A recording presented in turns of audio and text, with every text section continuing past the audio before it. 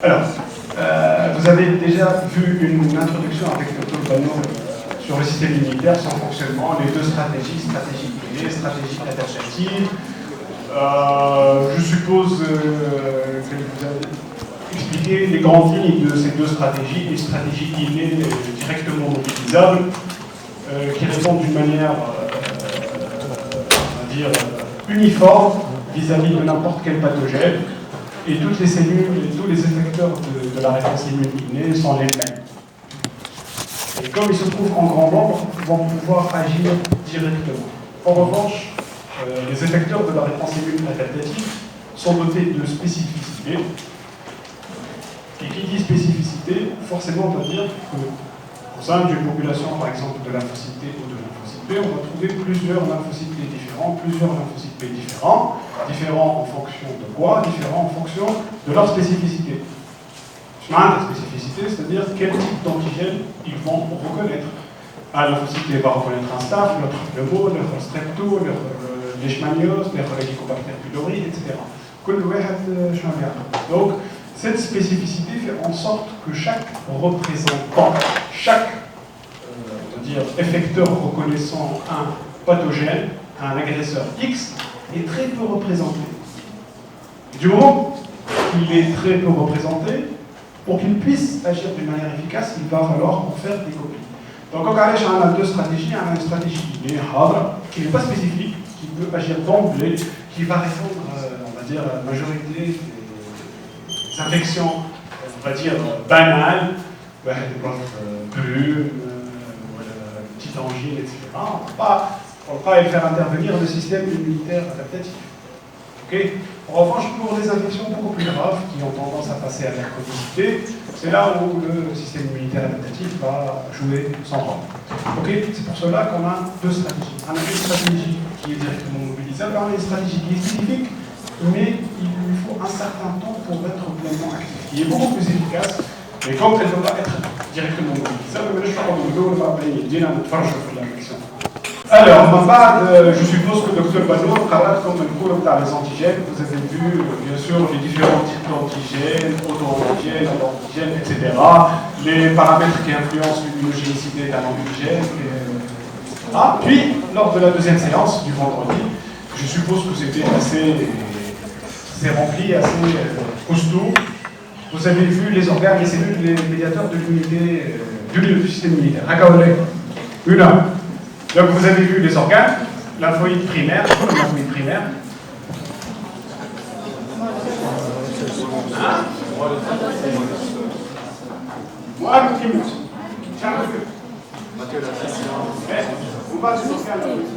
Les romains.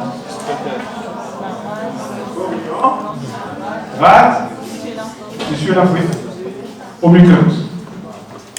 Et là, on va initier la réponse immunitaire. D'accord? Vous avez vu les cellules du système immunitaire, en l'occurrence ceux de l'immunité innée, donc les polynucléaires, les CNK, etc., les macrophages, les cellules dendritiques qui font le lien entre l'immunité innée et l'immunité adaptative. Et je suppose qu'elle vous a parlé des lymphocytes T et des lymphocytes B, qui sont bien sûr les effecteurs de l'immunité adaptative. Et enfin, elle a terminé avec quelques cytokines, mais ne vous inquiétez pas, pour les cytokines, il y a beaucoup de détails dans le cours qui ne servent absolument à rien. Et de toute façon, on va répéter, si vous voulez, les plus importants qui sont, si vous voulez, indispensables à comprendre d'une manière globale le fonctionnement du système immunitaire. Donc, le but, ce n'est pas de connaître les détails, cette cytokine fait à 7 domaines transmembranaires, etc. C'est un détail qui ne sert absolument à rien. Mais par contre, son effet pour comprendre, si vous voulez, le mode de fonctionnement du système immunitaire d'une manière globale, c'est ce qui est le plus important à mes yeux et aux yeux de professeur Sfar. Alors, donc aujourd'hui, on va voir la maturation et le développement des lymphocytes T et B. Alors, comme vous savez, ça mature au niveau des organes lymphoïdes primaires, la monoceuse, le siège de l'hématopoïèse, mais également de la lymphopoïèse B. Et les lymphocytes B, on les a appelés B parce que chez les oiseaux, ça mature au niveau de la bourse de Fabricius, et hasard ou pas, chez l'homme, c'est au niveau du bone marrow, c'est-à-dire la moelle osseuse, donc c'est pour pour ça, choisis la lettre B. Alors que les lymphocytes T vont maturer au niveau du thymus, c'est pour cela qu'on les appelle lymphocytes T. Une fois que leur maturation aura été effectuée, ces effecteurs vont quitter les organes lymphoïdes secondaires pour aller vers primaires, c'est pour aller vers les organes lymphoïdes secondaires. Alors, lorsque un effecteur quitte les organes lymphoïdes primaires, on va l'appeler un effecteur naïf. Je m'entends naïf, la définition, je vais vous une question pour l'examen. Définir un lymphocyte T ou un lymphocyte B naïf, c'est-à-dire que c'est un lymphocyte T mature ou un lymphocyte B mature qui n'a pas encore rencontré l'antigène ou l'agresseur contre lequel il est dirigé ou auquel il est spécifique, si vous voulez. Ok? Alors, donc, c'est quoi la relation de cet effecteur lymphocyte T et lymphocyte B? Alors, tout d'abord, au cours de la maturation, on va essayer d'acquérir cette spécificité. Donc, le but de ces voies de maturation, T et B, c'est d'obtenir des effecteurs spécifiques. Hachib al-effecteur, il y a spécifiquement quel lechmani. Hachib al-effecteur, il y a spécifiquement, je dis n'importe quoi, le Escherichia coli. Ok? Alors, donc mon premier but, c'est d'acquérir un récepteur qui va reconnaître spécifiquement un antigène X.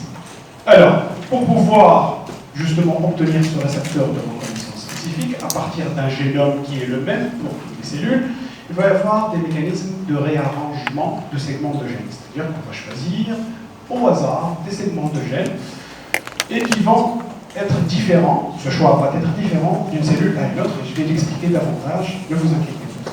Alors, une fois qu'on a réarrangé des segments de gènes choisis au hasard, on va obtenir une certaine diversité, c'est-à-dire que chaque effecteur va choisir ses segments de gènes.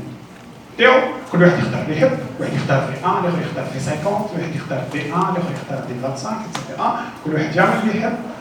Et donc, ça va créer une certaine diversité. Donc, on va avoir un répertoire diversifié et qui a un répertoire, si vous voulez, très très très large pour pouvoir reconnaître le maximum de pathogènes. Et puis, une fois que cette si vous voulez, création de ce récepteur, TCR ou PCR, TCR pour T-cell récepteur, PCR pour B-cell récepteur, aura été effectuée, il va falloir vérifier que ce récepteur, la première chose, c'est qu'il peut travailler, il fonctionnait, et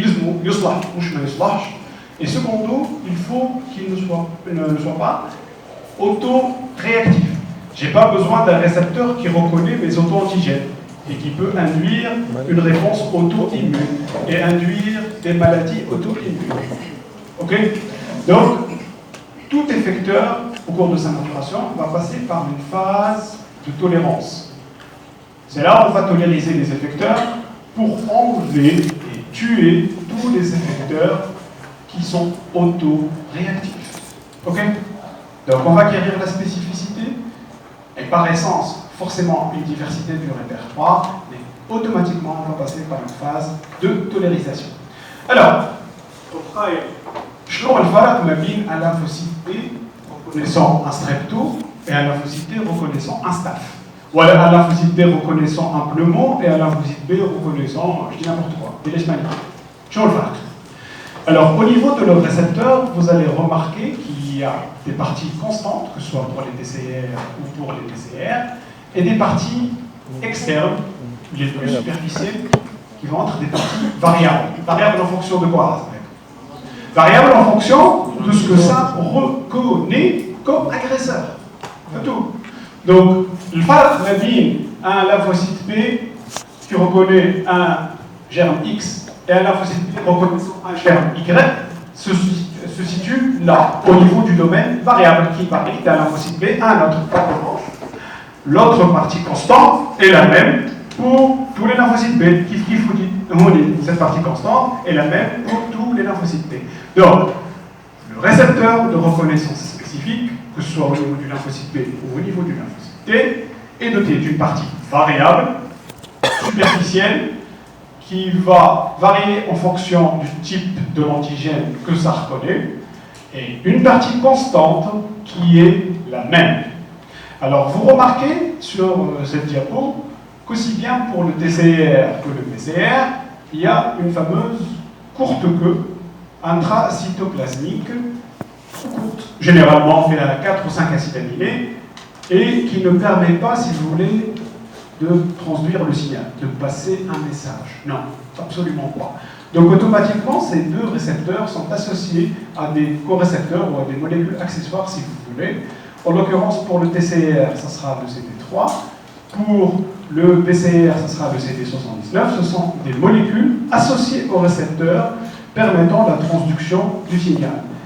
Et aussi bien le CD3 que le CD79 furent des motifs de transduction du signal qu'on appelle ITAM.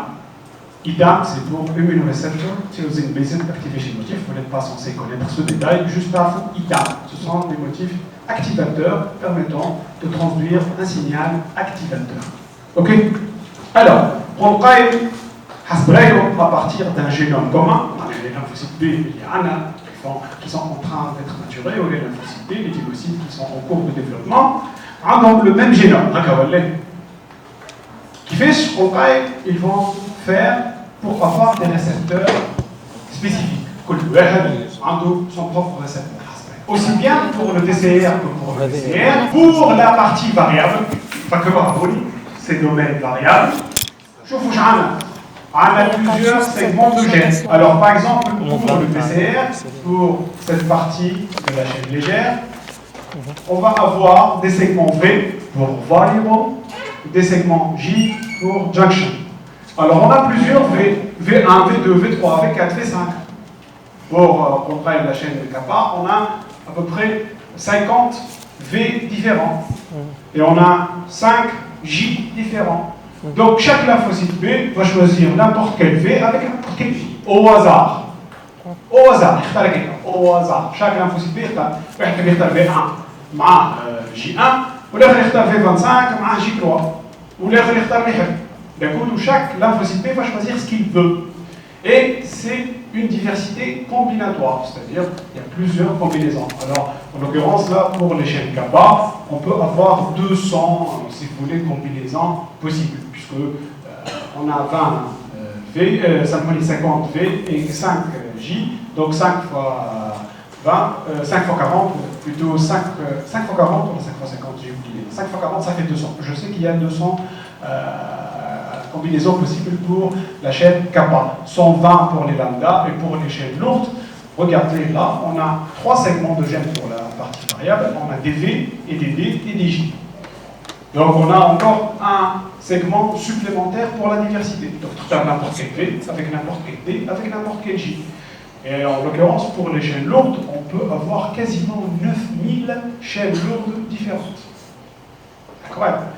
Donc là, c'est une diversité combinatoire qui permet à chaque lymphocyte B d'avoir son propre récepteur. D'accord? C'est juste une introduction, un trafouche. Kiff pour le lymphocyte T, que ce soit pour la chaîne alpha ou la chaîne bêta, on a plusieurs segments de gènes, VJ pour la chaîne alpha, et plusieurs segments de gènes, VDJ pour la chaîne bêta. Et chaque lymphocyte T va choisir son propre V, son propre D, son propre J pour la chaîne bêta, et son propre V et son propre J pour la chaîne alpha, au hasard. Faites-vous ninja et diversité, c'est, si vous voulez, un des grands mécanismes de diversité, c'est pas l'unique, dans la ratona. Donc, un des mécanismes de diversité des récepteurs de reconnaissance spécifique PCR ou PCR, c'est d'avoir plusieurs segments V, plusieurs segments D, plusieurs segments J. Chaque lymphocyte T ou lymphocyte B va choisir ses propres segments pour pouvoir justement avoir un domaine variable qui lui est spécifique. C'est tout. Donc, l'origine de cette spécificité et variabilité, eh bien, c'est dû au fait qu'on va avoir plusieurs types de segments codants pour ces domaines variables et chaque effecteur va choisir les siens. C'est tout. Alors, qui fait style là? Donc, qui m'a rappelé comme là, c'est un exemple, on choisit n'importe quel V avec n'importe quel J, on va enlever tout l'ADN intermédiaire, on va les rapprocher, puis bien sûr, traduction, maturation, et simplement transcription, maturation, puis traduction, et on va avoir notre, si vous voulez, partie variable. Ok? Maintenant, après cette introduction, si vous voulez, sur le mot maturation de la lymphocyté et prière, puisque tout le monde est cours, restez concentrés, puisque tout le monde est. Alors, c'est quoi le but de la maturation? C'est bien sûr d'apprendre à un lymphocyte T de reconnaître des antigènes et bien sûr d'éviter que ce lymphocyte T soit autoréactif, c'est-à-dire de le tolériser. Alors ça se passe où?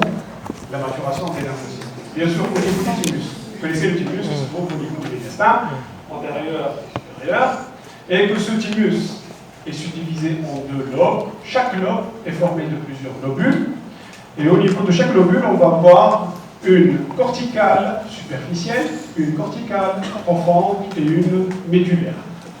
Alors, je suppose que le Dr Bano, comme je fais ma figure, j'ai un corticale profonde. Hein? Plutôt simplement une corticale superficielle. Voilà. Qu'est-ce qu'on a? Hein? Qu'est-ce qu'on a? Eh, je sais qu'on a des thymocytes partout, on va voir des thymocytes. Cellules épithéliales. Juste les cellules épithéliales. Puisque là, nous sommes au niveau de la corticale, donc ce sont des cellules épithéliales.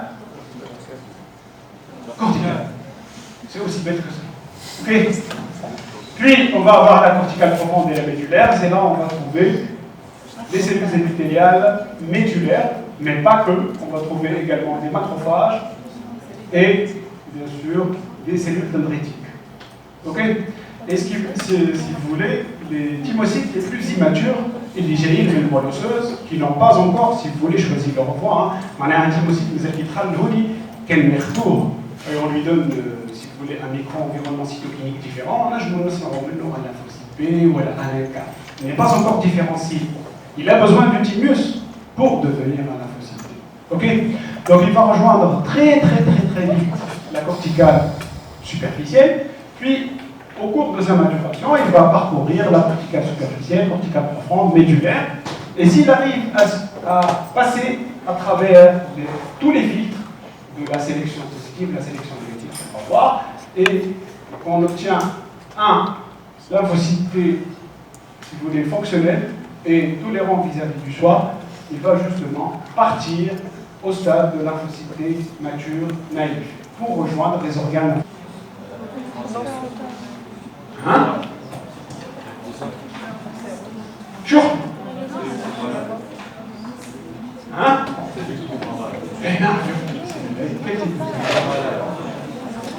Lymphocyte T, c'est limite, ça tue des cellules infectées, par exemple, par des virus, des cellules tumorales, et même des macrophages infectés, si vous voulez, ça peut arriver. Donc ce sont des cellules tueuses. Donc, quand je dis double négatif, c'est par rapport à ces deux récepteurs. Alors, par rapport à ces deux récepteurs, CD4 et CD8. Donc, le premier stade de maturation, c'est le double négatif, où on n'a ni CD4 ni CD8. Puis, le second stade, ça va être le stade de double positif. On exprime à la fois le CD4 et le CD8. Et enfin, le troisième stade, ou le stade 3, c'est le stade de simple positif, où on a déjà choisi de devenir un CD4 ou un CD8. Ok? Alors, qui fait la maturation? Alors, le premier stade, il vaut double négatif, la CD4, les CD8, je spécifie.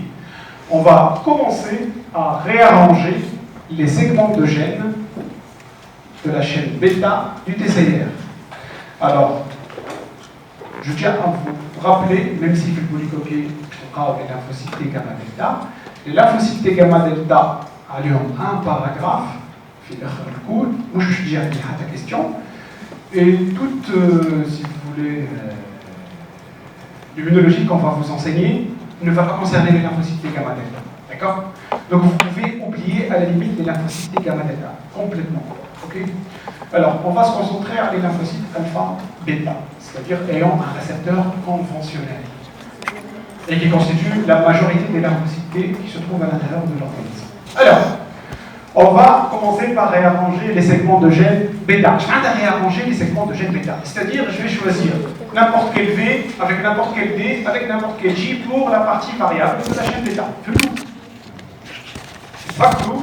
Le TCR, le récepteur, puis la partie variable et la partie constante. Pour le domaine variable, on va commencer à réarranger la chaîne bêta. C'est-à-dire, on va choisir n'importe quel V, avec n'importe quel D, avec n'importe quel J, au hasard.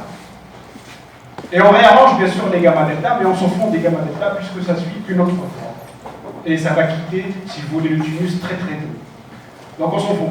Donc, on a un chromosome parental portant la chaîne bêta.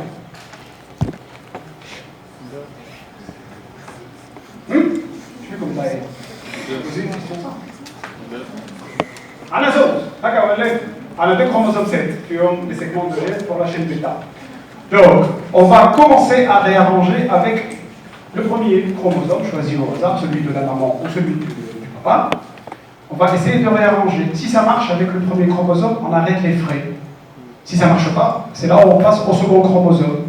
Si ça ne marche pas sur les deux chromosomes, je suis ici. Si on n'a pas pu réarranger une chaîne bêta, bah, le thymocyte ne peut pas continuer sa maturation et il va mourir par apoptose. Ah, faut l'apoptose. C'est la mort cellulaire pour nous. Alors, notre cher thymocyte double négatif arrive à réarranger une chaîne bêta. Il va exprimer le CD4 et le CD8 et va commencer à réarranger les segments de gènes de la chaîne alpha.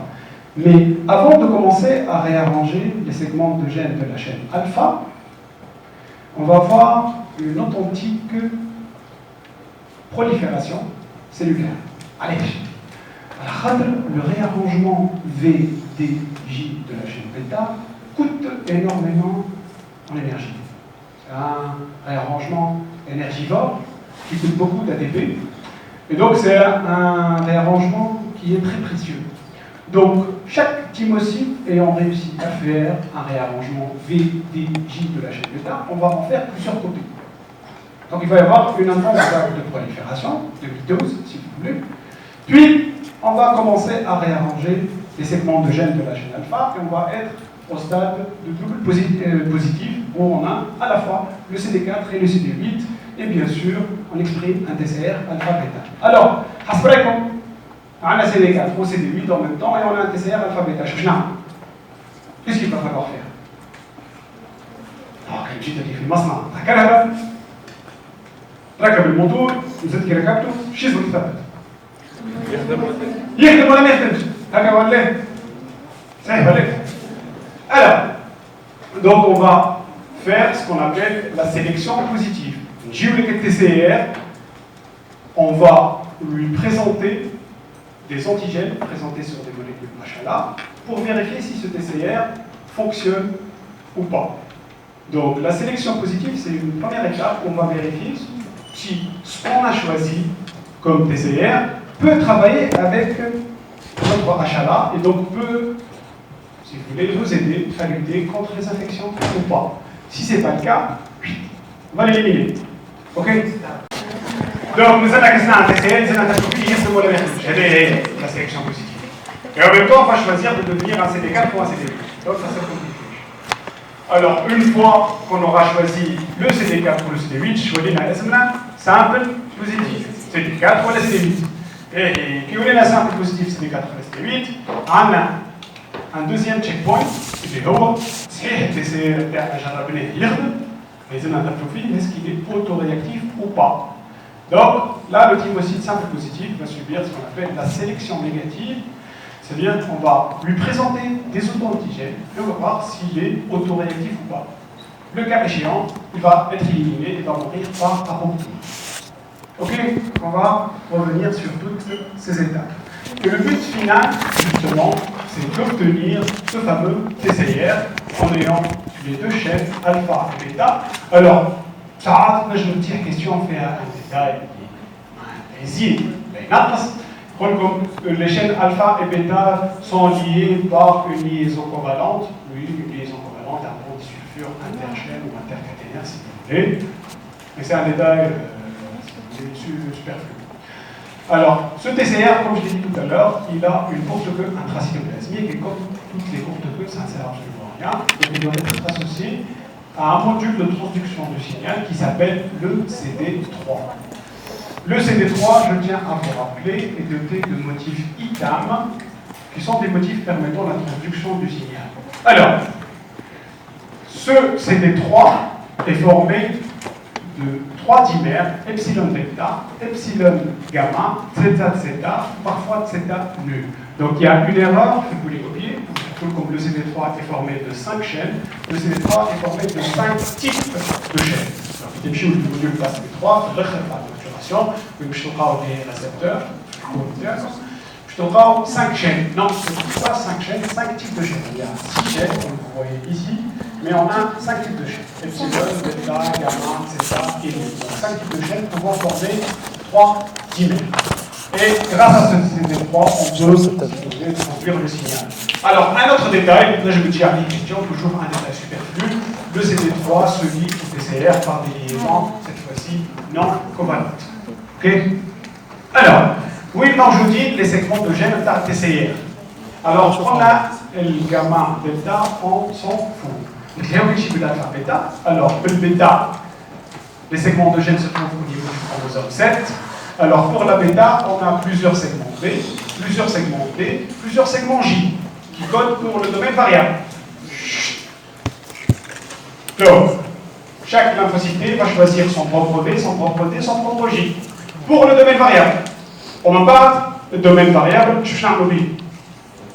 Je suis forcément le domaine constant. Constant, il est haut pour tous les lymphocytes. Quel que soit le type de récepteur, quel que soit l'antigène contrôlé, quel que soit l'agresseur contre lequel on est spécifique, le domaine constant. Donc, là, un réarrangement, on choisit n'importe quel V, n'importe quel D, n'importe quel J, on va les associer au gène constant pour avoir la chaîne bêta. Donc, les segments de gènes de la chaîne bêta se trouvent au niveau du chromosome 7, ceux de la chaîne alpha se trouvent au niveau du chromosome 14. Alors, alpha, l'alpha et le bêta, c'est que le bêta a un V, D, J, donc 3 types de segments, alors que pour la chaîne alpha, on a uniquement 2 types de segments, V ou J. Ok? Donc, si vous voulez, la chaîne bêta, elle est encore plus variable que la chaîne alpha. Ok? Mais ça reste un détail. Alors, qui fait ici le réarrangement? Je vous l'ai. Alors, chaque lymphocyte B, si vous voulez, va choisir au hasard ses segments de gènes. Là, en l'occurrence, on va faire une recombinaison VJ. Alors, il choisit au hasard n'importe quel V avec n'importe quel J. Qui fait? On va avoir des enzymes particulières qui s'appellent les recombinases. Les RAC1 et les RAC2. Ce sont des recombinases. Vous pouvez retenir ce nom, les recombinases. Les recombinases chien. Puis, ça va rapprocher ces segments de gènes VJ. Puis, ça va enlever, donc ça va couper, ça va enlever tout l'ADN intermédiaire. Donc, on a tout l'ADN intermédiaire qui se trouve entre ces deux segments choisis au hasard. Là-bas, on va avoir des jonctions.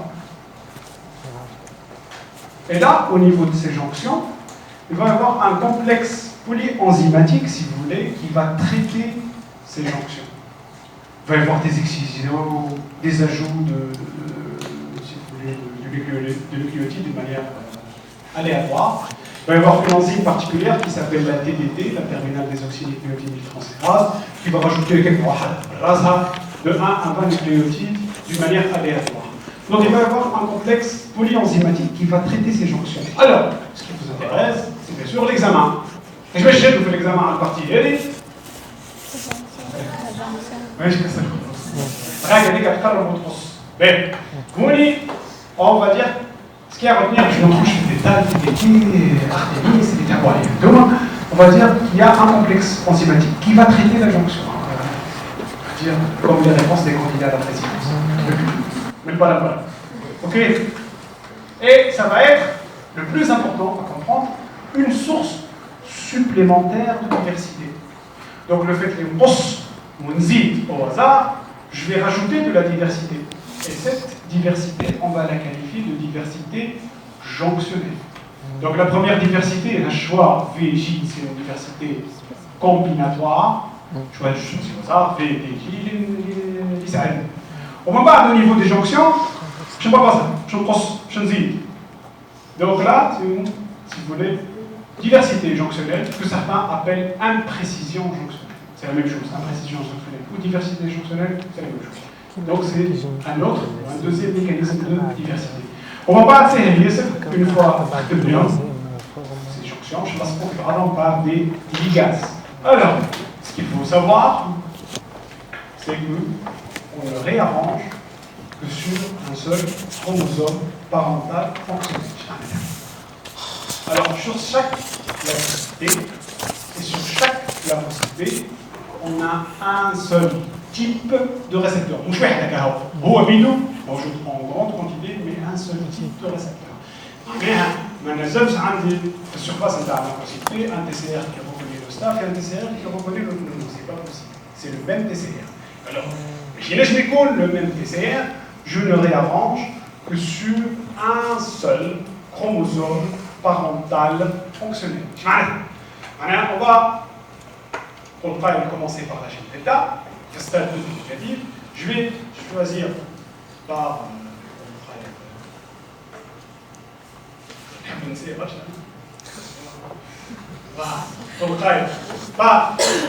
commencer par le chromosome maternel. On va commencer par le chromosome maternel. Quel chromosome maternel le déophile choix ici, ça marche. On arrête les vrais, on ne passe pas au second chromosome parental. Ah oui. On commence à réarranger sur le premier chromosome choisi au hasard, celui du bas ou celui de la main, peu importe. Si ça marche, nous font les réarrangements. On le réarrange sur un seul chromosome parental fonctionnel. On ne passe au second chromosome que si les réarrangements sur le premier n'auront pas été fonctionnels. Ça, moi, je vais faire le réarrangement, mal approche les segments. C'est par avant de l'idée, il y a eu un problème à l'intégration de l'ADN. Parfois, il y a, si vous voulez, des erreurs ou les segments, mais un tranche par avant. Donc là, on a un chromosome qui se truc. Donc c'est là où on passe au second chromosome. Donc on a deux chances, si vous voulez, de faire fonctionner un réarrangement pour la chaîne bêta. Alors le but de cette exclusion allélique, le phénomène d'exclusion allélique, c'est d'avoir un seul type de récepteur à la surface d'un lymphocyte T ou à la surface d'un lymphocyte B. C'est tout. Exclusion allélique. C'est-à-dire qu'un allèle parental exclut l'autre allèle parental. Okay? Ils sont mutuellement exclusifs. Bien. Alors, nous rejoignons un réarrangement de la chaîne bêta. Maintenant, un PDJ de la chaîne bêta qui se trouve au niveau du chromosome 7. Et qui fait en fait, comme tout à l'heure, c'est un réarrangement très précis. Et on va coûter beaucoup d'énergie. Donc, on va en faire plusieurs copies. Donc, il va y avoir ce qu'on appelle une étape de bêta selection, c'est-à-dire c'est là où on va faire une prolifération de ces lymphocytes prêtés. Allez, je n'arrive pas dans les lymphocytes prêtés. La chaîne bêta, en ce moment, est associée à un équivalent de chaîne alpha. Ce n'est pas une authentique chaîne alpha, on va l'appeler traité alpha, c'est une chaîne de substitution qui permet à la chaîne bêta d'être exprimée à la surface de lymphocyte T, associée au SCD3, et c'est grâce à ce signal que le lymphocyte prêté va pouvoir initier cette intense vague de mitose ou de prolifération. Donc, à ce stade, on a un réarrangement de la chaîne bêta, on a une authentique chaîne bêta, mais on a, si vous voulez, un remplacement de la chaîne alpha, un équivalent de la chaîne alpha, mais ce n'est pas une véritable chaîne alpha, donc on va l'appeler pré-T alpha. Donc on est, si vous voulez, au stade pré-T, pré-lymphocyte T. Donc il va y avoir une intense vague de prolifération, donc j'ai plusieurs copies de ce réarrangement précieux. Mais pas, après cette intense vague de prolifération, on va initier les réarrangements de la chaîne alpha tout en exprimant les CD4 et les CD8. Alors, dans certains cours, sur comme le réarrangement de la chaîne alpha commence au stade de double positif, enfin moi je couche comme commence au stade de double négatif, en fin de compte, en même temps, CD4 ou CD8, on les exprime et on commence à réarranger les segments de gènes de la chaîne alpha.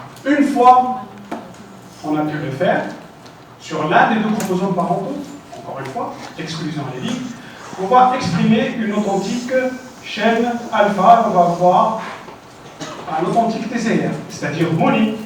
Je n'ai prêté alpha, je vais de la véritable chaîne alpha. Et on va obtenir un authentique TCR. Et on va passer au stade 2, qui est le stade du double positif. un TCR, on a un réarrangement bêta l'oul. On a un réarrangement alpha, on a exprimé le CD4FD8 et on est au stade de double positif. Tu fais un peu. Pour quel comment hein? On va voir s'il est au on a TCR. C'est ça maintenant. C'est ma chatoufie. Donc il va y avoir la sélection positive. Je n'ai la sélection positive. Alors, la sélection positive se passe au niveau de la corticale superficielle, au contact des cellules épithéliales corticales, et les cellules épithéliales corticales vont présenter des molécules HLA de classe 1 ou de classe 2. Comment on appelle HLA?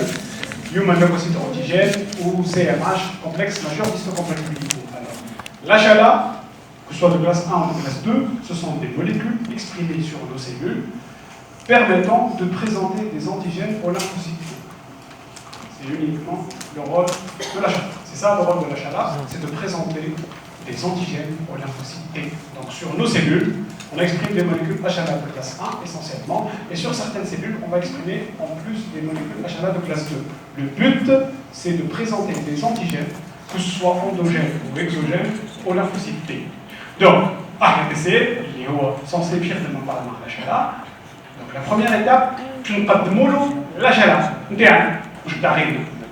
Donc là, les cellules épithéliales corticales vont présenter, si vous voulez, des antigènes ubiquitaires, on s'en fout, antigènes ici, chargés sur des molécules HLA du soi, HLA de classe 1 et HLA de classe 2. Alors, s'il y a une reconnaissance de notre HLA avec une affinité, attention à ce singulier, avec une affinité intermédiaire, on va garder ce thymocyte.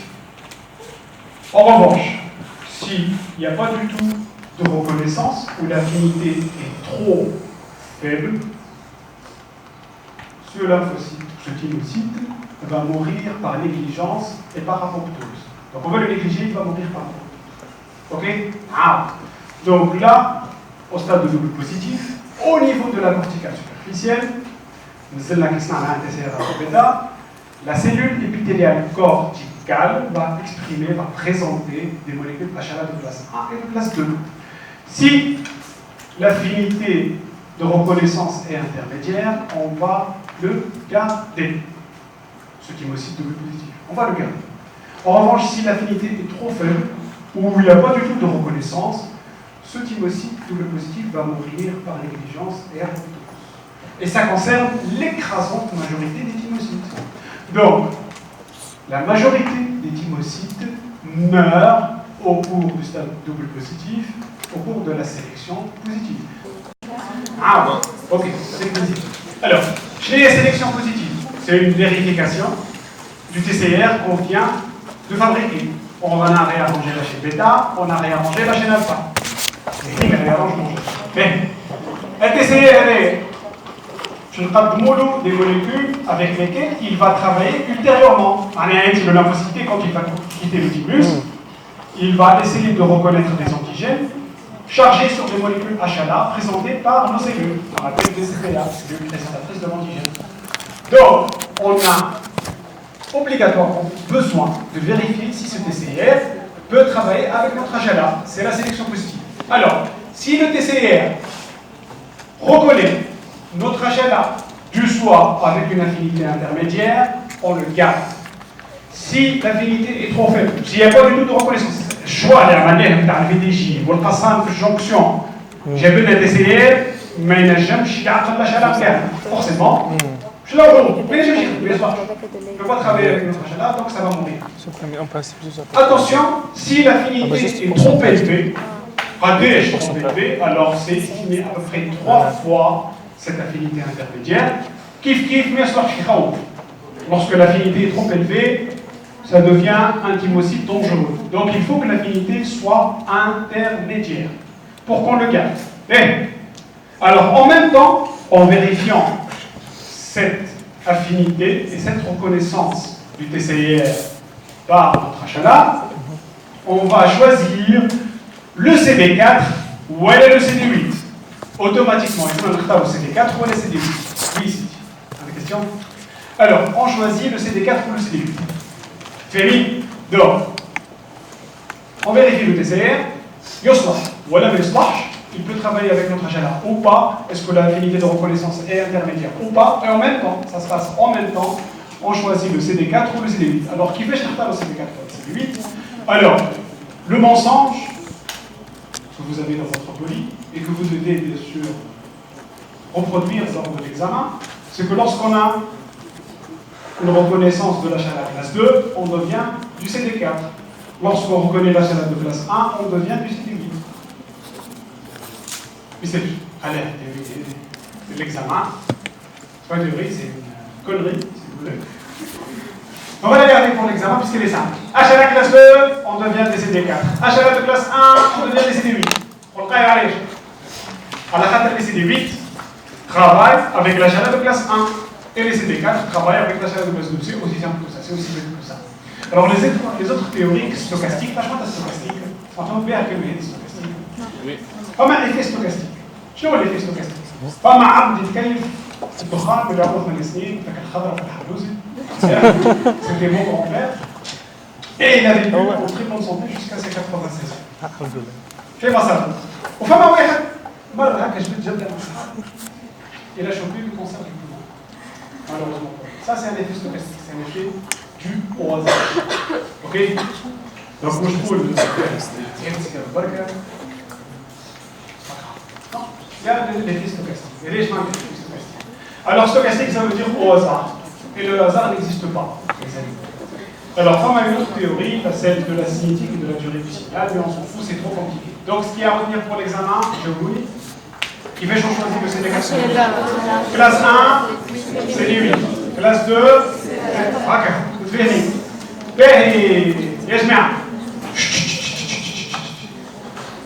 Donc, احنا ثبتنا في التسيير واخترنا CD4 و CD8. التسيير يخدم où on est devenu un CD4 ou un CD8. Donc on est passé au stade 3, qui est le stade de simple positif. Très bien.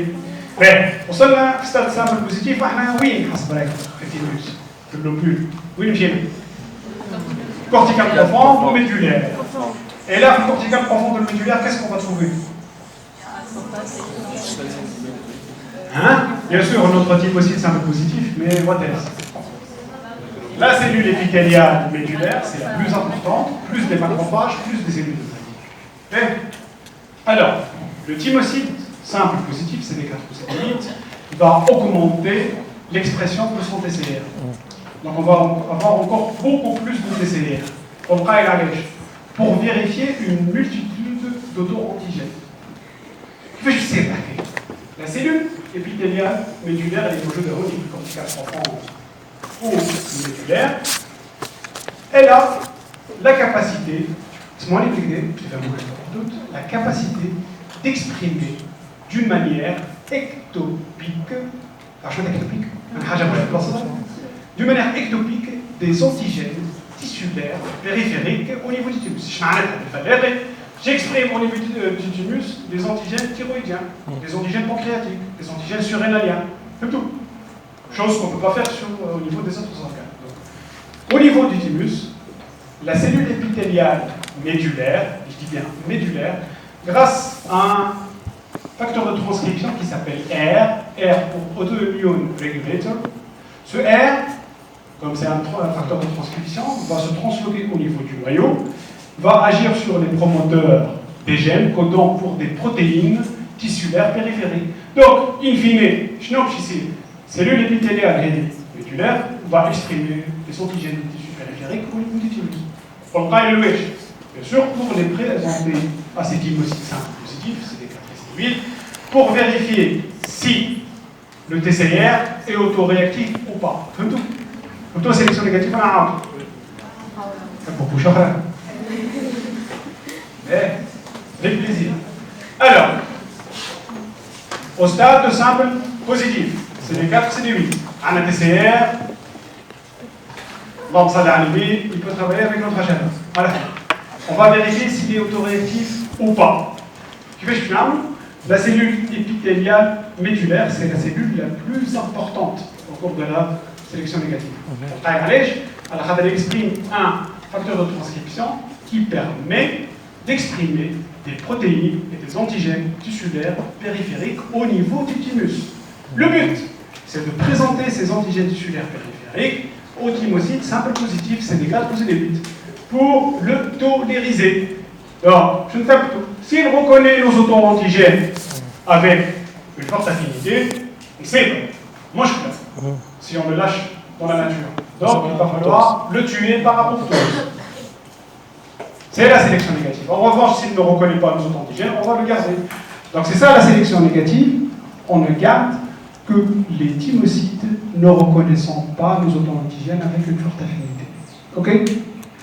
Donc, pour résumer, la maturation des lymphocytes. Okay. Donc, on a 3 stades, le stade double négatif, le stade double positif et le stade simple positif. Au cours du stade simple positif, on va commencer par réarranger les segments de gènes VDJ de la chaîne bêta au niveau du chromosome 7, en ne mettant que sur un seul chromosome parental fonctionnel. Une fois que c'est fait, on va faire une intense vague de prolifération. Puis on exprime le CD4 et le CD8 et on réarrange les segments de gènes VJ de la chaîne alpha sur le chromosome 14. Si on arrive à obtenir un authentique TCR, au stade double positif, on va vérifier ce TCR, c'est la sélection positive. Si le TCR reconnaît notre propre HLA, classe 1 et classe 2 avec une affinité intermédiaire, on le garde. Si l'affinité est trop faible ou s'il n'y a pas du tout de reconnaissance, ça meurt par apoptose. C'est la sélection positive. Et en même temps, on va choisir le CD4 ou le CD8 en fonction de ce qu'on connaît comme HLA classe 1 ou classe 2. Bah, au stade de simple positif, au niveau de la corticale profonde ou au niveau de la médulaire, au contact de la cellule épithéliale médulaire, ici, on va exprimer d'une manière ectopique des antigènes tissulaires périphériques au niveau du thymus pour les présenter à ces thymocytes, CD4 et CD8, pour les tolériser. Si ces thymocytes sont auto-réactifs, on va les éliminer. Passer cette étape, passer ce checkpoint, le thymocyte devient un lymphocyte T mature, naïf. Et il va quitter le thymus pour aller se loger au niveau des organes lymphoïdes secondaires que sont les ganglions, la rate et les tissus lymphoïdes associés aux lipeuses ou MALT. Ok? Alors, on va vérifier si vous avez compris cette première partie avec quelques questions.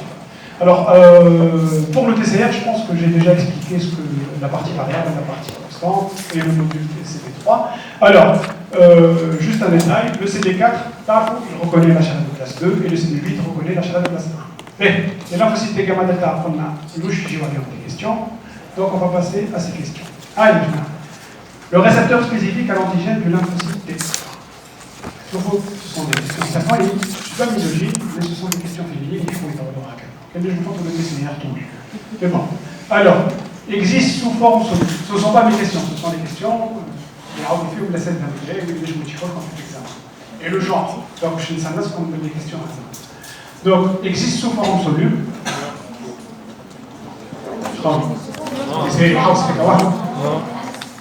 Alors, sont responsables de la transduction du signal d'activation des lymphocytes T. Non. Qui est CD. CD3. Grâce à ces motifs, ITA. Voilà. Est associé de façon non covalente au complexe CD3. Comme ça, oui. Est formé de deux chaînes polypeptidiques, le plus souvent alpha-bêta, plus rarement gamma-delta. Oui. En structure en domaine. Alors, moi, je vous dis que je vais un domaine. Et justement, je vais à la petite B, on aura les molécules d'anticorps, Inch'Allah. Je vais un domaine.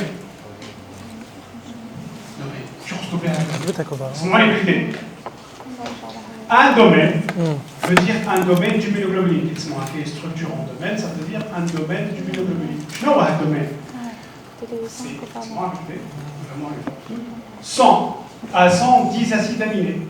Miel, acides aminés.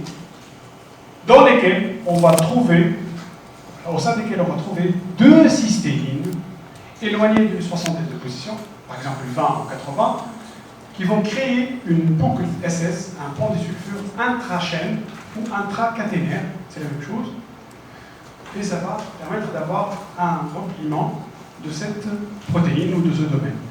Toutes les protéines ayant une structure en domaine, tous les récepteurs ayant une structure en domaine du immunoglobuline appartiennent à la superfamille du immunoglobuline. Et on va le redire et on va le réexpliquer notre approche. Donc le TCR a justement une structure en domaine du immunoglobuline. Donc la dernière réponse est juste. Donc CD2. Alors le petit, le CD3 est composé de deux chaînes alpha et bêta. Et CD3 chez il trois dimères, epsilon delta, epsilon gamma, zeta zeta ou parfois zeta nu. Ok? Donc ce est un marqueur exclusif des lymphocytes TCD4. Hein? Le CD3 est un marqueur PAN-T. Tâche-moi ta PAN, PAN. On se trouve partout. Et tâche-moi ta PAN. Qui va pour le pandémie. C'est-à-dire c'est l'épidémie qui touche tout le monde. Ok? Donc PAN, PAN, c'est pour dire tout. Donc PAN-T, c'est-à-dire tous les lymphocytes T ont un CD3. Mais les gemmes chikoun, هو lymphocyte T, ils ont un CD3. Qui fait les gemmes chikoun lymphocyte T, ils ont un TCR. Et il n'y a pas de TCR sans CD3. Donc, est un marqueur exclusif des lymphocytes TCD4, c'est faux. On joue de CD8, on joue de gamma delta, etc. Alors, indispensable à l'activation des lymphocytes T qui l'apportent. Une molécule avec, oui, forcément, détermine la spécificité antigénique d'un lymphocyte T. Non, c'est le TCR qui la détermine. Est étroitement associé au TCR. Plutôt étroitement. شوف جمال الحاجة أو باش questionnaire je vais le dire en anglais on ne va pas être grossier c'est du go bitching go trainer et le deuxième mot je ne vais pas le traduire alors vous allez trouver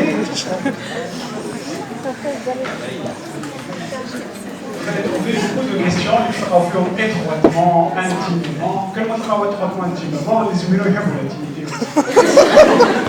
Alors, on peut le ça. Ok, c'est bien. Pour les chemins d'étroitement, là, c'est anti-pédagogique. Donc, étroitement associé au TCR. Donc, c'est eux. Alors, on passe à la QCM, numéro 3. La QCM. Donc, il peut faire comme un QCM sans le alors, s'effectue au contact des cellules dendritiques. Sélection positive, est-ce que c'est vrai? Hein? S'effectue au contact de qui? Cellules épithéliales, corticales. Intéresse les thymocytes simples positifs CD4 ou CD8, est-ce que c'est vrai? Sélection positive. Ça intéresse qui? Les doubles positifs. Au cours du stade 2. A lieu dans le cortex thymique. Cortex, c'est-à-dire la corticale superficielle. Oui. Intéresse les thymocytes n'exprimant pas encore de TCR. Si on n'a pas de TCR, on va vérifier quoi? C'est un peu relançant, ça, la sélection positive, c'est la vérification du TCR. Ça ne peut pas impliquer des thymocytes qui n'ont pas encore de TCR. Sélectionne des lymphocytes capables de reconnaître les antigènes du CMH comme molécules présentatrices. La dernière item, la dernière proposition, c'est la définition de la sélection. C'est la définition. Le tout, c'est sa définition.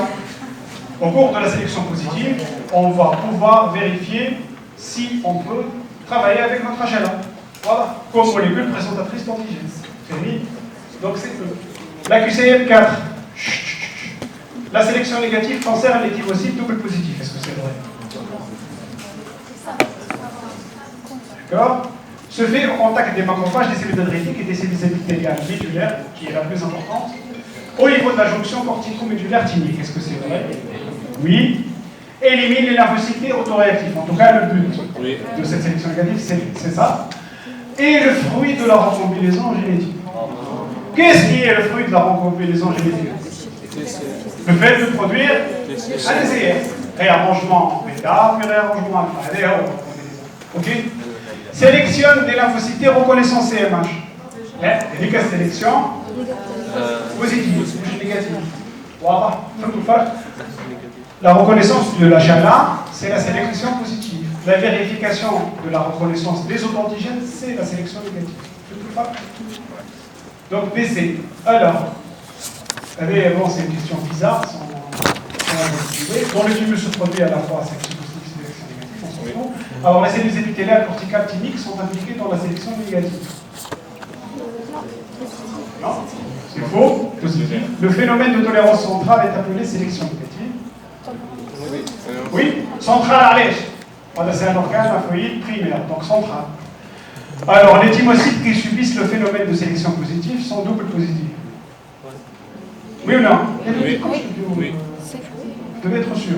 La chaîne alpha du TCR est la première à être réarrangée. Non. C'est la dernière. Ok? Donc, ACD. Alors, regardez bien. Chaque molécule d'anticorps, chaque PCR, est formée de 2 chaînes lourdes et de 2 chaînes légères, identiques 2 à 2. C'est-à-dire les 2 chaînes lourdes sont identiques et les 2 chaînes légères sont identiques. Jusqu'à la fin. Alors, qu'est-ce que vous remarquez à cette diapo? Qu'un enfant de 3 ou 4 ans va pouvoir remarquer également. Qu'est-ce qui vous attire? Pas dans le sens péjoratif.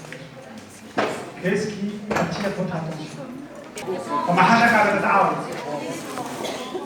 Regardez là. Ça, c'est un domaine du immunoglobuline. Quelle est la définition par domaine? Sont rassemblés des acides aminés dans lesquels on va trouver 2 cystéines éloignées d'une 60aine de positions, créant une boucle SS intra-chaîne. Ça, c'est un domaine. Ça, c'est un autre domaine. Ça, c'est un autre domaine. Toute protéine ayant une structure en domaine du immunoglobuline appartient à la superfamille des immunoglobulines. Alors, la structure de la chaîne légère est formée de 2 domaines. Un domaine N-terminal variable. Variable en fonction de quoi? En fonction de ce que ça reconnaît comme antigène. Voilà. Alors, le domaine variable de la chaîne légère, on va l'appeler VL pour Variable Light. Light léger. OK? Et un domaine C-terminal, c'est-à-dire qui se termine par le COH, on va appeler CL pour Constant Light, c'est-à-dire le domaine constant de la chaîne légère. Voilà. Pour la chaîne lourde, on a un domaine N-terminal variable qu'on va appeler VH ou Variable Heavy, c'est-à-dire le domaine variable de la chaîne lourde qui varie en fonction de ce qu'on connaît comme antigène. Puis 3 ou parfois 4 domaines constants. Constant Heavy 1, CH1, CH2, CH3. Ou CH4 parfois pour les IgM et les IgE. Vous allez être retrouvé en détail, Inch'Allah. Ok? Jusqu'à là, vous avez compris que les chaînes lourdes et les chaînes légères ont une structure en domaine. On a des domaines N-terminaux variables, puis des domaines C-terminaux constants. Qui ont le constant, c'est-à-dire les mêmes pour tous les lymphocytes B, qui ont le variable, c'est-à-dire varie d'un lymphocyte B à un autre, en fonction de sa spécificité, en fonction de l'antigène auquel il est spécifique. C'est tout. Mais, alors, chaque chaîne légère est reliée à la chaîne lourde correspondante par un pont des sulfures, mais également quelques liaisons non covalentes. Force de intervalle, liaison ionique, liaison hydrogène, etc. Ok? Alors, entre les domaines CH1 et CH2, c'est-à-dire les 2 domaines constants de la chaîne lourde, les 2 premiers domaines constants de la chaîne lourde, on va trouver ce qu'on appelle la région charnière. Hinge. Alors, cette région charnière permet à la molécule d'anticorps d'ouvrir ou de fermer ces fragments ou ces parties variables. Et ou l'éloignement des déterminants antigéniques. Ok? Voilà, et les structures d'une molécule d'anticorps qui peut être bien sûr insérée à la surface de la lymphocyte B pour former le PCR. Ok? Un trafouche pour les anticorps, Inch'Allah, je vais en détail, en long et en large. Alors, la maturation des lymphocytes B se passe où? moelle osseuse, qui est le siège de l'hématopoïèse et de la lymphopoïèse B. Alors, la maturation des lymphocytes B, ou des progéniteurs devenant des lymphocytes B, se fait au contact de la cellule stromale. Alors, pourquoi? Qu'est-ce qu'apporte la moelle osseuse de particulier qui permet la maturation des lymphocytes B? Tiens, question d'examen. Quel est l'intérêt de la cellule stromale dans la maturation des lymphocytes B? Qu'est-ce qu'elle va lui donner de particulier? Trouve un progéniteur qui peut donner n'importe quoi, lui voyez un lymphocyte B. Allez, alors, cette cellule stromale, la réponse, c'est un micro-environnement cytokinique. Je vois un micro-environnement cytokinique, c'est-à-dire plusieurs cytokines, et même des chimiokines, et même des molécules d'adhésion, si vous voulez, plusieurs choses. En tout cas, c'est un micro-environnement cytokinique permettant de choisir la voie B et de continuer la maturation jusqu'à obtenir un lymphocyte B mature et vif. Donc, qu'est-ce que fournit la cellule stromale? Un micro-environnement cytokinique. S'il y a une cytokine à retenir pour l'examen, c'est bien sûr l'interleukine 7. Sans interleukine 7, on ne peut pas avoir de lymphocyte B, ni de lymphocyte T non plus. Donc, l'interleukine 7 est une cytokine indispensable à la maturation des lymphocytes. Et c'est la cytokine à retenir, si vous voulez. Mais, bien sûr, elle ne travaille pas toute seule. Alors, où se trouvent les segments de gènes codants pour les chaînes lourdes et les chaînes légères? J'essaie ça avec le PCR, puis 2 chaînes lourdes et 2 chaînes légères. On a des domaines variables et des domaines constants. Donc, on a des segments qui vont coder pour les domaines variables et des segments qui vont coder pour les domaines constants. Alors, les segments de gènes codant pour la chaîne lourde, se trouvent au niveau du chromosome 14. Alors, pour les chaînes légères, on a 2 types de chaînes légères, kappa ou lambda. Les gènes codant pour la chaîne kappa se trouvent au niveau du chromosome 2, ceux de la chaîne lambda se trouvent au niveau du chromosome 22. Bien, alors, je vous montre les différents types de segments de gènes. Pour la chaîne lourde, pour son domaine variable, on a 3 types de segments de gènes. V, D, J. Chaque lymphocyte B va choisir n'importe quel D avec n'importe quel D avec n'importe quel J. Au hasard. Qui fait chaîne bêta de la PCR. C'est tout. V, D, J. Qui code pour le domaine constant de la chaîne lourde. Une fois ce choix aura été fait, on va l'associer à un gène constant. Et on ne commence toujours que par le gène constant, c'est mu. Mu, ça nous fait une IgM. Mu, c'est la chaîne lourde des IgM. Donc on commence toujours par la chaîne lourde mu. Ce que vous voyez ici, c'est qu'on a plusieurs autres gènes constants. C'est delta, c'est gamma pour les IgG, c'est delta pour les IgD, c'est alpha pour les IgA, c'est epsilon pour les IgE.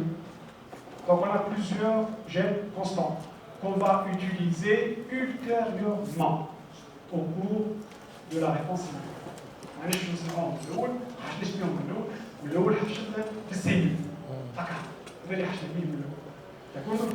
Donc, lorsqu'on va initier les réarrangements pour les chaînes lourdes, on va réarranger les segments de gènes codants pour la partie variable, les défis, qu'on va associer automatiquement aux cellules. Alors, pour les chaînes légères, on a 2 types de segments de gènes codants pour la partie variable. V, J, A, K, que ce soit pour le kappa ou la lambda, on a qu'une V, J, la chaîne lourde fait V, D, J, n'importe quel V avec n'importe quel D avec n'importe quel J. Pour les chaînes légères, V ou J, A, K. Ok? Alors, que fait-il à la maturation? Alors, on va commencer au stade probé précoce. Au cours de ce stade probé précoce, on va exprimer le CD19 et on va commencer ou initier le réarrangement de la chaîne lourde, de son domaine variable bien sûr, par un réarrangement DJ. On commence toujours par réarranger D à J, au stade probé précoce. Puis, au stade probé tardif, on va réarranger V à DJ. Ok. Donc, au stade probé précoce, D à J, et au stade probé tardif, V à DJ. Notons qu'au cours du stade probé, on commence à exprimer le CD 19. Mais, lorsqu'on réarrange D, J et V à DJ, on ne le fait que sur un seul chromosome parental fonctionnel. C'est le phénomène d'exclusion allélique. Dans le but, qui vous m'apprend la facilité, c'est d'avoir un seul type de récepteur de reconnaissance spécifique à la surface de l'infositué. On ne va pas réarranger en même temps sur deux chromosomes parentaux. Ouais, on va avoir justement un seul type de récepteur. Donc, qui n'a le réarrangement VDJ fonctionnel sur l'un des deux chromosomes parentaux. Je n'en oublie. VDJ, il code pour le domaine variable de la chaîne lourde. Je laisse trop long.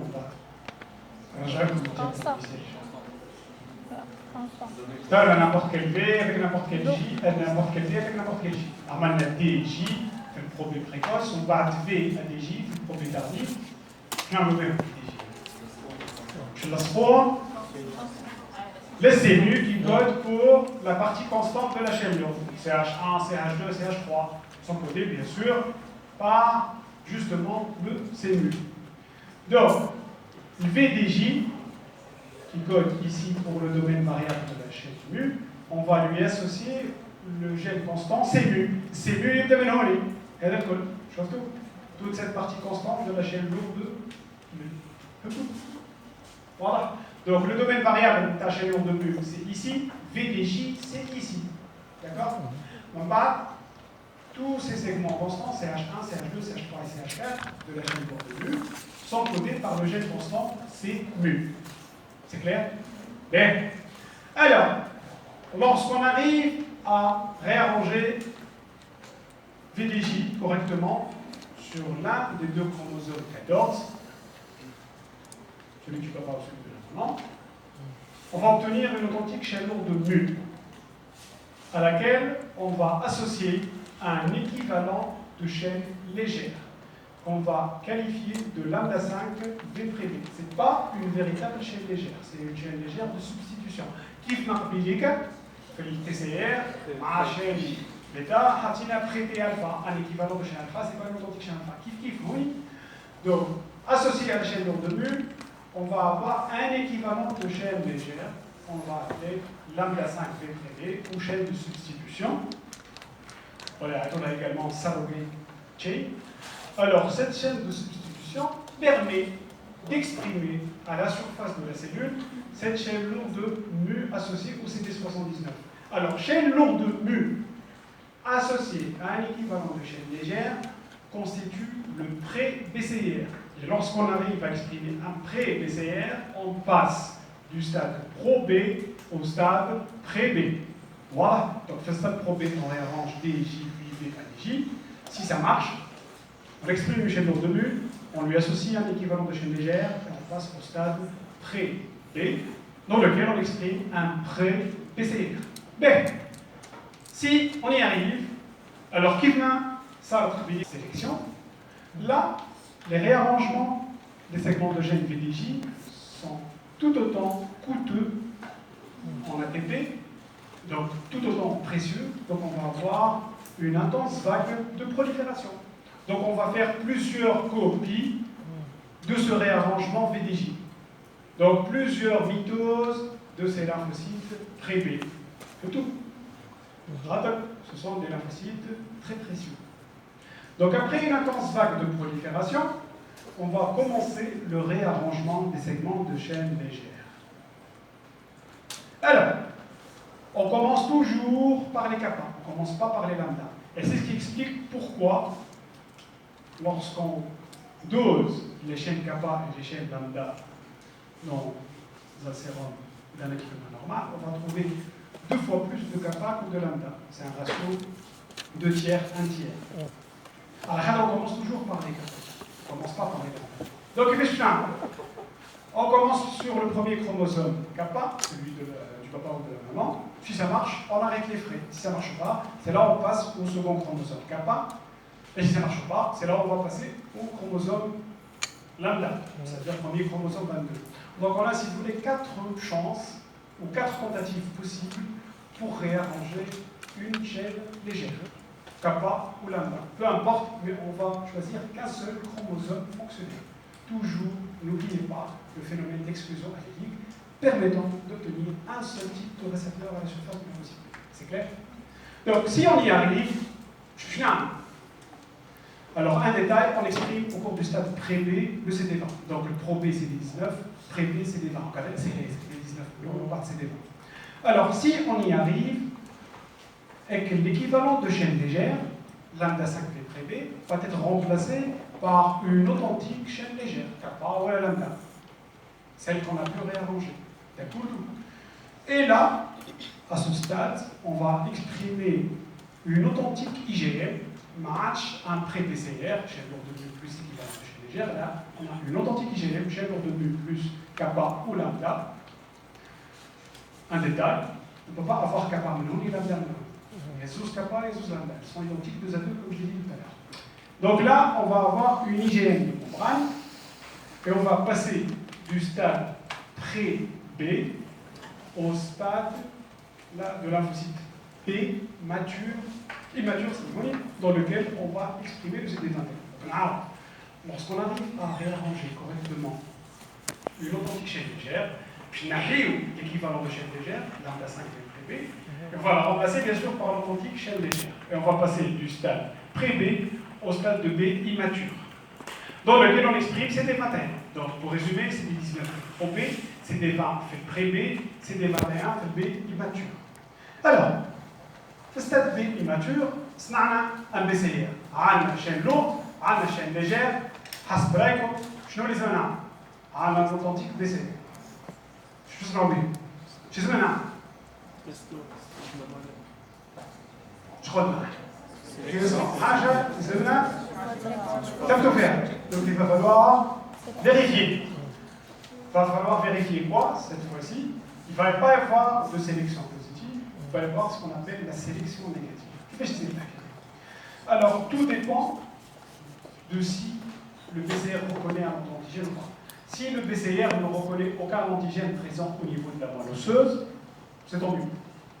Pas de problème. Si le PCR reconnaît un auto-antigène monovalent. Je m'entends monovalent. Fais-toi la séance de est-ce qu'on est un monovalent? Un antigène monovalent. C'est un slogan attrapé. C'est cool. Ça va, fais-le tout. C'est je crois que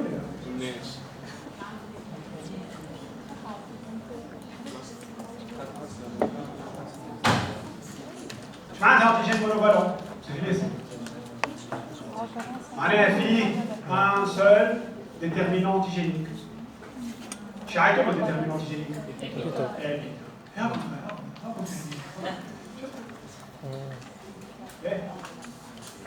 Donc, alors, lorsque le BCR reconnaît un auto-antigène monovalent, c'est pas grave. Allez, le lymphocyte B va devenir allergique. Je m'entends allergique. C'est-à-dire, il entre dans un état d'allergie. Et je m'entends allergique. C'est-à-dire un état de non-réponse actif. Il ne va plus répondre. Allez, je ne pas un auto-antigène monovalent n'arrive pas à faire agréger les BCR. Et sans agrégation de BCR, le lymphocyte B ne peut pas s'activer tout seul. Il va devenir allergique. Ok? Donc, il y a un auto-antigène monovalent, on s'en fout. Peut-être bien que je suis allergique. En revanche, lorsque notre PCR reconnaît un auto-antigène multivalent. Je m'entends multivalent. Plusieurs. Il y a plusieurs éditeurs. Et justement, il peut faire agréger des PCR. Là, c'est un problème. Alors, نقطوها. هي quelle aime? Non, on va lui donner une chance quand même. شنو هي الشانس هذيا؟ C'est la révision du récepteur. On va essayer de réviser le récepteur. Le récepteur est autoréactif, il est autoréactif vis-à-vis d'un autoantigène multivalent. Il ne pas ça, qu'il y a une périphérie, il y a des autoanticorps et même des maladies auto-immunes. Il y a un risque. Donc, moi je fais. Mais, il nous a coûté très cher cela. D'accord, كيف ما l'étudiant en médecine, il coûte très cher. كان فاشل مليون على الدولة وبتكلفش حتى 500,000. بالحق احنا encore moins puisque l'enseignement est gratuit في بيتكم. ما فاشلش على والله c'est gratuit. On est juste payé pour notre activité hospitalière et l'activité de recherche. L'enseignement c'est gratuit. Donc nous ما تفكرش شيء على كل شيء شويه على الضوء فما. فسلام على التكليف ولا في كده ياخذ سؤال. اوكي معناها كان مقسوم على لي سونتين ديتيديون اللي قاعدين كل عام في الفاك. Je l'ai calculé, c'est à peu près 400-500 livres. ما متكلفين احنا شويه ضوء وشويه. لا يجيكم واحد ياخذ لا بتكلف علينا 120 مليون مش زي المناطق الداخليه يخدم 20 سنه. Alors, c'est quelle la démagogie. Alors, on va donner une seconde chance à ce lymphocyte B qui nous a coûté très très cher. On a des bien sûr. Alors, je l'ai à la révision du récepteur. Ce sont deux nouvelles tentatives de réarrangement de segments, de gènes, de chaînes légères. Chez l'autre, ما عادش نسوها هذيك. سمعناها من الوقت التروبي on ne la touche plus. On a réarrangé une chaîne légère. Par exemple, le premier chromosome kappa. On a un récepteur autoréactif. Moi, je cette chaîne légère. On va tenter de nouveaux réarrangements de segments, de chaînes légères sur un autre chromosome de chaîne légère. Un autre kappa ou un autre lambda. Peu importe. Alors, cette révision du récepteur, si vous voulez, peut nous donner deux cas de figure. Ou bien, on va obtenir un nouveau récepteur qui n'est pas autoréactif. C'est bon. Là, on va le garder, le lymphocyte B. En revanche, si, malgré cette révision du récepteur, le lymphocyte B est toujours et encore autoréactif, là, bien sûr, délété. Pas grand-chose, sélection négative. Là, on va l'éliminer. Okay, on lui aura donné une chance avec la révision du récepteur. Ça n'a pas marché, tant pis. Mais, passez ce cap de vérification, cette fameuse sélection négative du lymphocyte B. Le lymphocyte B, dans la majorité des cas, va quitter la moelle osseuse. Donc, ce qu'il faut garder en tête, on va voir avec le livre l'écrasante majorité des lymphocytes B quitte la moelle osseuse au stade de B immature, après la vérification, après la sélection négative, et va terminer sa maturation au niveau de la périphérie. Oui, essentiellement au niveau de la rate. Donc c'est un détail, les lymphocytes B quittent dans la majorité des cas la moelle osseuse au stade de B immature pour terminer leur maturation au niveau de la périphérie, essentiellement au niveau de la rate. Alors, en atteignant le dernier stade de maturation, qui est bien sûr le stade de B mature naïf, on va exprimer cette fois-ci à la surface, en plus de l'IgM, des IgD, qui reconnaissent le même antigène. Les IgD ont la même partie variable que les IgD, que ce soit pour les chaînes légères ou les chaînes lourdes. Ce qui change entre les IgM et les IgD, c'est la partie constante de la chaîne lourde. Et bien sûr, c'est elle qui va s'insérer dans le lymphocyte B. Ce qui change, c'est cette partie. Je t'ai fait mon hybride. Et surtout, CH1, CH2, CH3, CH4, l'IgM, on va les remplacer par les parties constantes de la chaîne lourde delta. Alors, qui fait qu'on peut obtenir une IgD. Attention à l'erreur que commettent beaucoup d'étudiants. Le passage d'une IgM à une IgD n'est pas une commutation de classe. La commutation de classe, voilà, le switch isotypique, nous permet de passer d'une IgM vers une IgG, ou une IgA, ou une IgE. En revanche, le passage d'une IgM à IgD, l'expression simultanée d'IgM et d'IgD, n'est due qu'à un simple épissage alternatif d'un même préarrêt messager. Qui fait que on a le même segment VDJ, c'est-à-dire qu'il y a une transcription lourde. Je n'ai en même temps le VDJ, mais c'est mu et c'est delta. Zouz. Mais pas épissage alternatif, là je vais mu, c'est mu. Je ne sais pas de mu. Ou là c'est delta. Je ne sais pas delta. Vous remarquez qu'avec cet épissage alternatif, on a le même domaine variable. Donc l'IgM ou l'IgD, les aujourd'hui pas grave, dans le même domaine variable, donc reconnaissent le même antigène. Voilà. La seule différence se situe au niveau de la partie constante de la chaîne lourde. C'est qu'à faire l'IgM ou l'IgD, c'est uniquement la partie constante de la chaîne lourde. Voilà. Bien. Alors, en plus de ça, شنو هو الفرق ما بين الاميونوجلوبولين حوس الموليكول d'anticorps حوس qui se rend في البلازما une molécule d'anticorps laissera في الممبران نتاع الليمفوسيت حسب رايكم شنو يجي يكون الفرق alors نعطيكم بالانديس بشويه بشويه زون نخمم نعطيكم برشا alors الممبران نتاع الليمفوسيت بي c'est une bicouche qui est hydrophobe ou hydrophile? Hydrophobe. Comme c'est hydrophobe. J'ai le semna comme acide aminé. Les acides aminés, forcément, hydrophobe. Donc, le fait qu'on a dit une immunoglobuline sécrétée et une immunoglobuline membrane, c'est la partie qui va s'insérer au niveau du lymphocyte B, qui va être hydrophobe. Donc, on va enlever les acides aminés hydrophiles et on va les remplacer par des acides aminés hydrophobes. Et ceci peut se faire, si vous voulez, grâce au choix d'un site de polyadénylation différent. Donc, au lieu de choisir ce site, on va choisir l'autre pour pouvoir exprimer des acides aminés hydrophobes et on va pouvoir, bien sûr, les insérer au niveau de la surface d'un lymphocyte. Donc, c'est juste un choix d'un site de polyadénylation pour changer les acides aminés par des acides aminés hydrophobes. Bien, alors, pour résumer la maturation des lymphocytes B, donc, au stade de pro B précoce, on réarrange D à J. On exprime le CD19. Mambart, au stade pro B tardif, on réarrange V à DJ. Sur un seul chromosome parental. N'oubliez pas ça. Si on arrive à le faire correctement, on va associer VDJ au CMU. Et la chaîne lourde de mu, on va lui associer un équivalent de chaîne légère, lambda 5B pré B. Et on va passer du stade pro B au stade pré B. Alors, comme le réarrangement VDJ nous aura coûté beaucoup très cher, on va faire une intense vague de prolifération, des mitoses. Après ça, on va commencer à réarranger les segments de gènes de chaîne légère. On va commencer toujours par le kappa, VJ.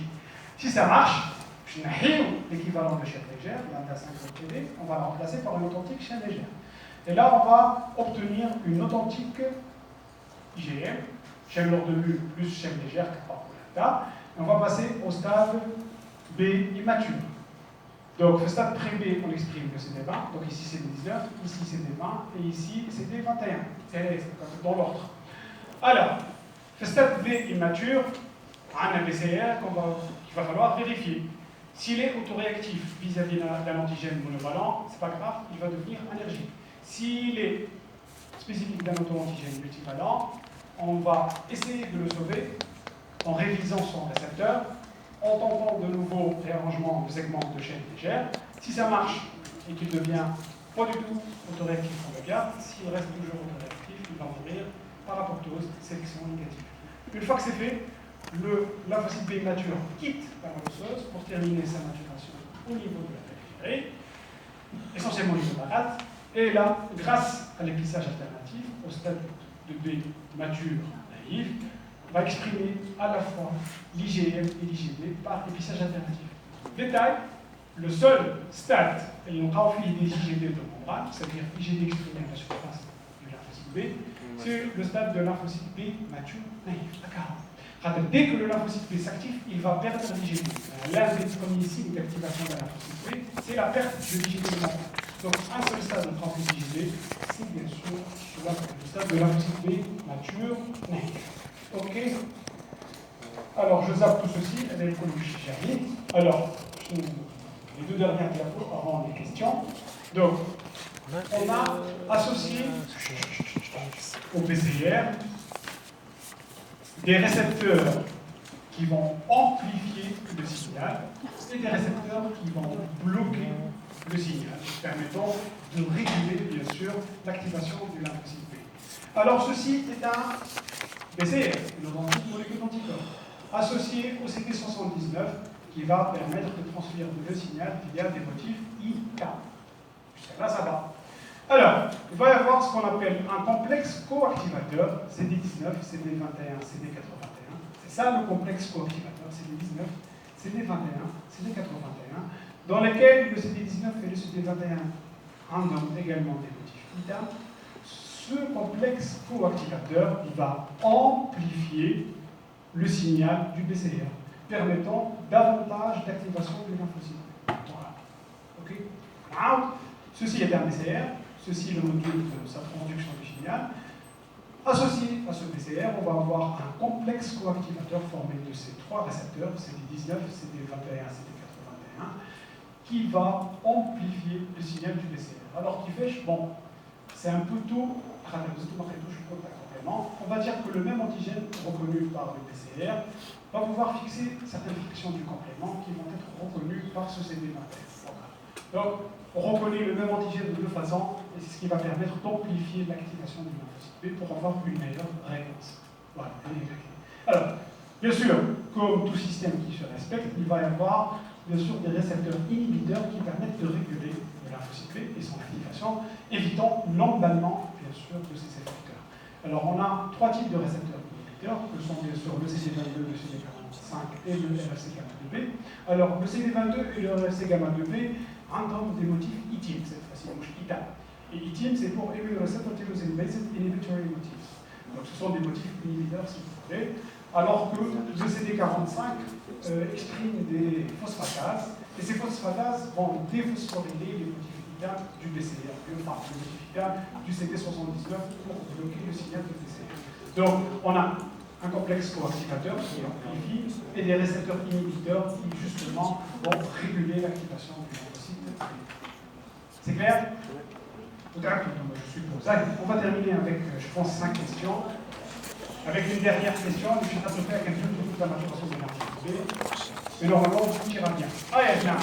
Au cours de la maturation médulaire des lymphocytes B, le réarrangement des légies se déroule au cours du stade prévu. Est-ce que c'est juste? Oui. Bon. La maturation nécessite un contact intime. Oui, c'est vrai. Car en plus, je me dire pour vous, c'est juste. Les progénitures des lymphocytes B avec les cellules de la moelle osseuse. Du moins, tu auras la Alors, le stade B mature est caractérisé par une IgE, mais une IgD membranaire. Est-ce que c'est vrai? Et il mature.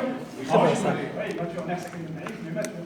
C'est le seul stade de pensée IgD de bien sûr. Mature. Ok? Différenciation des lymphocytes B en plasmocytes en constitue une étape déterminante. اسمع طبيعي كده اسمعتوها في اليوم سمعتوها؟ لا Alors, شنو هو البلازموسيت اللي سمعتوها؟ تعال تعرف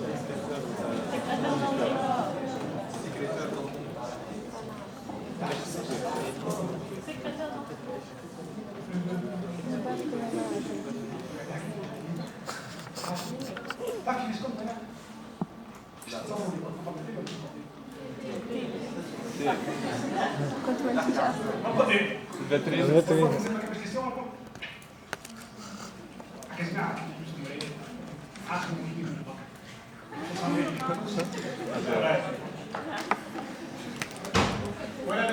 حسن Alors, l'asmocyte, c'est le stade ultime de différenciation, rouge de maturation. Ça n'a rien à voir avec la maturation. C'est le stade ultime de différenciation d'un lymphocyte B au cours de la réponse immune. Et c'est le stade où on produit des anticorps. Chez le plasmocyte, c'est une cellule qui produit des anticorps et qui les libère. C'est tout ce que fait un plasmocyte. D'accord? Donc ça n'a rien à voir avec la maturation. Ok? La majorité des lymphocytes B autoréactifs meurent par dose uniquement. Donc BCI. Alors, le lymphocyte B mature en partie au niveau de la rate. Oui, sont en nombre à peu près égal avec les lymphocytes T dans le sang circulaire.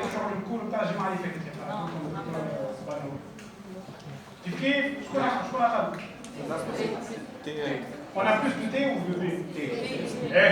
On a plus de CD4 ou de CD8?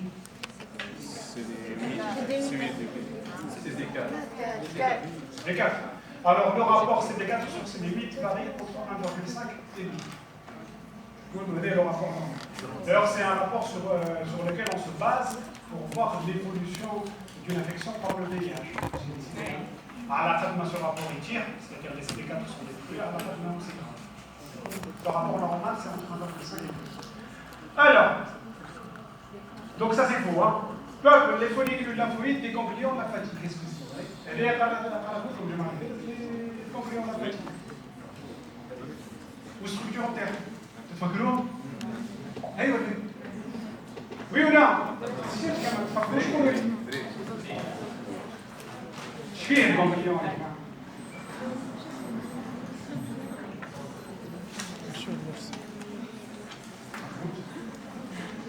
C'est pas grave.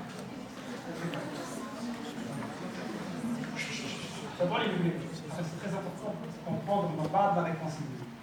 Alors ceci est un ganglion, enfin je ne sais pas. Ceci est l'huile, on va voir la veine et l'artère et ça le lymphatique. Afférent. Bravo. Alors, Mouni, on va avoir au niveau du ganglion une corticale superficielle, une corticale profonde, etc. Et une médulaire. Mais, je ne suis pas rapporté à la communauté. Alors, le ganglion, schématiquement, passe en une médulaire, corticale profonde et médulaire. Corticale superficielle. Donc, la corticale superficielle, on va trouver les follicules lymphoïdes B. C'est la zone B. La corticale superficielle, c'est la région où on va trouver les lymphocytes B. Donc là, c'est ça, la zone B. La corticale profonde, c'est la zone T. C'est là où on va activer les lymphocytes. Ou une médulaire, je préfère faire des plasmocytes et des macrophages. Donc, pour le lymphocyte B peuple les follicules lymphoïdes, donc c'est juste au fond. C'est juste. Ah. Alors, exprime le marqueur CD19. Est-ce que c'est juste? Lymphocyte B, CD19, il faut le bien sûr, il commence à l'exprimer في البريمي يعيش معايا صح ساعات لا احنا كيما قرانا في البيولوجي انت تصور الفيديو مربع وهو يشوفوا ايش تسمى معين ليه سي معين alors ليه بالحق معناها ساعات تسخايل نفسك وهو الحاجه مش واضحه alors on exprime le CD19 mais من بعد في الستاد بريمير on n'arrête pas d'exprimer le CD19 نزيدوا عليه CD20 ومن بعد نزيدوا عليهم CD21 donc CD19 c'est un marqueur spécifique des lymphocytes. Alors sont des cellules présentatrices de l'antigène.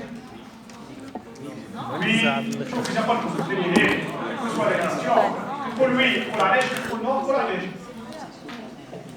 Vous mettez le délai, on va là, on a je l'ai appris depuis quelques années. Alors, les cas lui, pour la lèche, pour le nord, pour la lèche. Est-ce que les lymphocytes B sont des CPA? Je parle des CPA. C'est une présentatrice de l'antigène. Je parle c'est une présentatrice de l'antigène. C'est exprime les molécules HLA, classe 1 ou classe 1 et classe 2, chargées par des peptides. Les molécules HLA. Est-ce que le lymphocyte B est une CPA? Oui. Si? Justement, si. Le lymphocyte B peut présenter des antigènes à des lymphocytes B. Donc c'est une CPA. Le lymphocyte B, c'est vrai, produit des anticorps, mais également des CPA. Ok. Donc, ACDE. نوعية Le PCR comporte un monomère d'immunoglobuline. Est-ce que c'est juste? جست القاعدين نقدموا في الكور. Elle bien sûr qui تشوفوا monomère تدخلوا بعض. C'est vrai. Tu peux monomère, tu dis, ça fait à 4 chaînes. Oui ou non? 4 chaînes? 2 chaînes lourdes et 2 chaînes légères. Oui ou non? Donc il faut le monomère, ça va صحيحة ولا غلط؟ Eh bien صحيحة. خاطر un monomère d'immunoglobulines فيه 2 chaînes lourdes et 2 chaînes légères. هذاك اش معناتها monomère d'immunoglobulines. هاي نعاود. Une immunoglobuline واحد كاع. شوف je fais bien de m'intéresser à ce détail. Alors, c'est bon.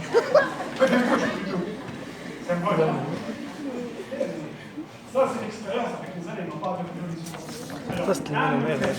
les fille, 4 chaînes. Une immunoglobuline, 4. Et un monomère d'immunoglobuline, 4. Il y a 4 chaînes. 2 légères et 2 lourdes. D'accord? Donc, c'est un monomère d'immunoglobuline. Ok? Comporte un monomère d'immunoglobuline? Oui. Et étroitement. Alors, associé au complexe CD79 A et B, bien sûr. Et multispécifique, est-ce que c'est vrai? Non. Faux, il est monospécifique. Il y a un حاجة واحدة. Reconnaît le petit antigénique présenté par les molécules H1. Est-ce que c'est vrai? Alors, là, je revois les séances là. Mercredi dernier, il y a à peine une semaine. Madame, je n'ai pas non. Sûrement, on va passer comme des antigènes qui sont reconnus par B et des antigènes reconnus par les lymphocytes T. Et les reconnus par les lymphocytes T, on les appelle séquentiels, ou les reconnus par les lymphocytes B conformationnels. Et lymphocyte T, H2CPA, H2CPA qui charge les lipides sur le chala, ou lymphocyte B reconnaît directement. Il n'y a pas besoin de plateau. Donc ça c'est faux. Est présent sur le plasmocyte, alors tous les stades d'activation de la lymphocyte B fait en BCR. Quel est le plasmocyte? Le plasmocyte marche BCR. Le plasmocyte, c'est une cellule qui produit des anticorps. C'est son unique rôle. Donc ça, c'est faux. Donc AB. Alors, je vous tableau alors, on y a un stade de transformation. OB, TB, mature, partie de phénomène génétique, partie de récepteur qui est exprimé à la surface de l'effecteur. Enfin, du progéniteur. Ok? Alors, le stade probé, champ et phénomène génétique. Champ, le stade probé, on réarrange quoi? Gène, quel gène? L'eau. Donc, réarrangement à gène. Qu'est-ce qu'on a comme récepteur? Un récepteur. On fait le probé. Est-ce qu'on a un récepteur exprimé à la surface? Non. Hatchet. Neuf. On a un récepteur. Ok? Stade probé, on a beaucoup de récepteurs. Stade pré-B, qu'est-ce qu'on fait? On réarrange quoi? Gène léger. Et qu'est-ce qu'on a comme récepteur? Le pré-B. Juste le récepteur c'est le pré-B. Pré-BCR. Chaîne lourde de mue plus équivalent de chaîne légère. Lambda 5 de pré-B. Je sais bien, pré-BCR. C'est ce qui définit le stade pré-B. Donc, le pré-B, réarrangement de la chaîne légère avec un pré-BCR. Le tout. Alors, ce stade de mature, je n'ai phénomène génétique. Mais, ça a l'air شنو هو الريسبتور اللي عندنا في الإيماتور؟ ها؟ أي نعم في البسيرة، أما شنو؟ إيجي. باهي، لكن الإيجي مش نعملها، شنو في الإيجي؟ Sélection. Soit sélection. Non. كي نسمعوا إيجي كنا معاه.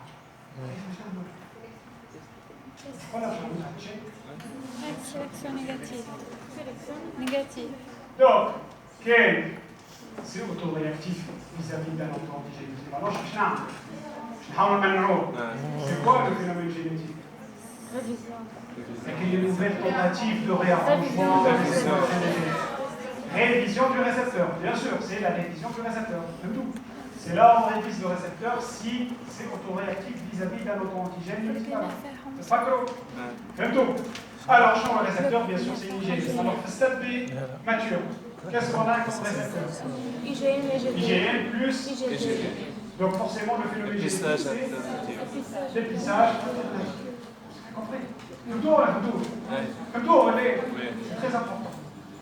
Alors, allez, c'est une question, bon, ça je vous dis, citer trois caractéristiques communes entre le PCR et le PCR, comme ça. Donc, réarrangement génétique, association de molécules accessoires pour la production du signal, structure endogène du globulines, reconnaissance spécifique des antigènes, impliqué dans des phénomènes de l'autre. Vous pouvez choisir les deux, mais toutes ces caractéristiques sont communes. Ok?